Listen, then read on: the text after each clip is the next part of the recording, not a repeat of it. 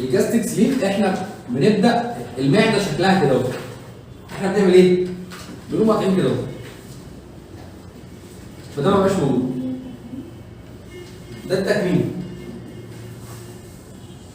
فالمعده بقت صغيره فيحصل شبع بسرعه. هيشبع بسرعه. هيتملي الاكل بسرعه. لو جينا قارنا التكميم بتحويل مسار.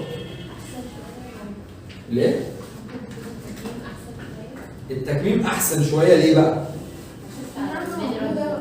المعده موجوده، في انترنسل فاكتور، في حديد، في كل حاجه. المعده موجوده زي ما هي. فالوظائف بتاعتها هتقوم.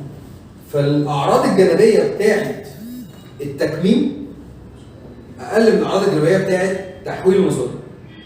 لكن النتيجه بتاعت تحويل المسار احسن، يعني هيخس اكتر من التكميم لان مفيش معده. هنا في معده صح؟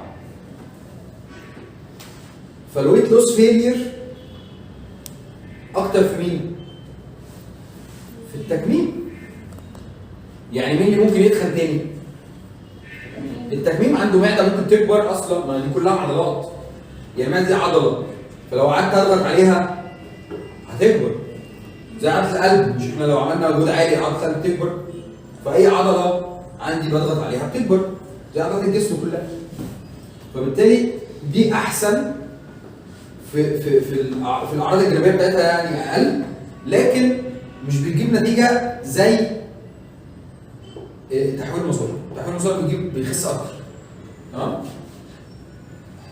فاحنا بنقول ويت لوس افريج، متوسط مش زي التاني.